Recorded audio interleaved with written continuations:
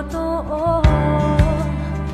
Dahil sa'yo'y nararamdaman ang tunay na pagmamahal.